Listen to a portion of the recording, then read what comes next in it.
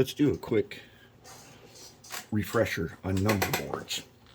So here's the Money 280, and I want number boards on it. And I personally love the white number board with black numbers. So what do you do if you want to make your own number boards? Well, one, you're going to need a machinist ruler. And on one side, it'll be tenths and hundreds. The other side, it will be fractional, 32nds and 64ths. Okay, normally you're going to use the decimal side. You're going to measure up how big a number board should be. Make it so it's going to fit over the top of the frame on any usual locomotive. Okay, then you're going to use a graphics program.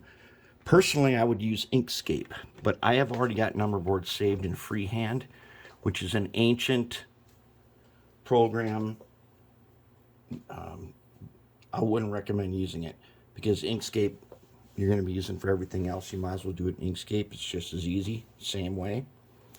What you do is you're going to make a frame. You're going to adjust the corners. Of Inkscape's super easy to do. You can, in Inkscape, you can type in the dimensions. Then you're going to lay some text in here and put numbers in, and you're going to align it. Okay, then I make a double sheet, make twice as many as I need because mistakes happen. Okay, then you're going to set it to the size, and what I do is I use this here photo paper. It's 4x6 inkjet. Premium semi-gloss is my favorite for number boards because I love its finish. They look excellent, and premium semi-gloss is really easy to get a good print on. And then any old photo printer will work for this.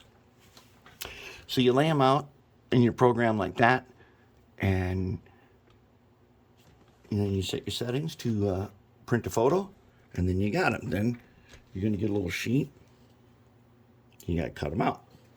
To cut them out, first I'll use the big craft scissors, trim them, get them down to a usable size, and then I will use, so here's a usable size, and I can just trim these off.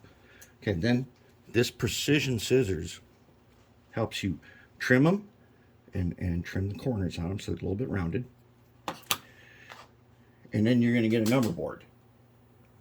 Then you're going to have a number board, and you take in your tweezers. You can get yourself a artist pen. This one happens to be a B, which is big.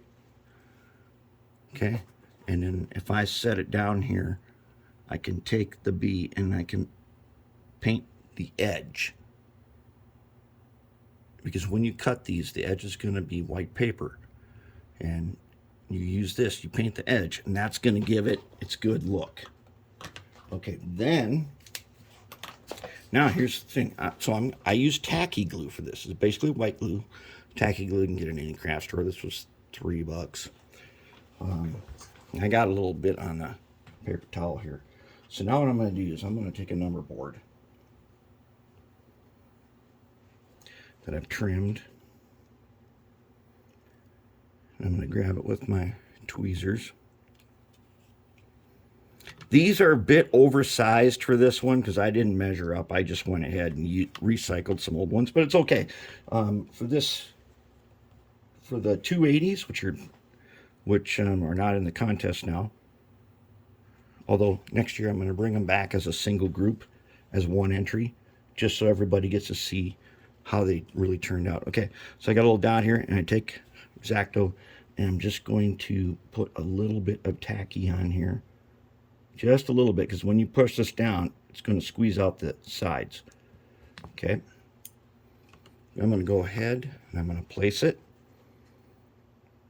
in my spot. Okay. And on your normal locomotives, you're going to do the same thing. And that tacky glue, if there's like a socket there where there were lights in there, you can put the white glue in there And you know how you do like micro scale windows, but you put the white glue in there and then you put the number board on, and the tacky glue keeps it in place. Okay, get it lined up a little bit. All right, let's do the next one. And the tricky part is getting my tweezers and hand position correct for placement. Okay, just a little bit. Hopefully I didn't get any on the front. Okay, that's way too much right there. So let's scrape some off. Yep, that's too much.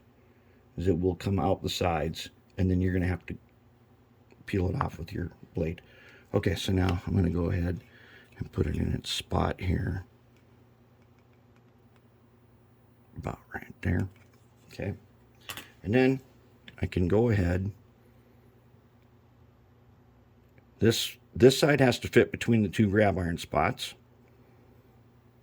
And being a little oversized on this build is fine. You just kind of eyeball it.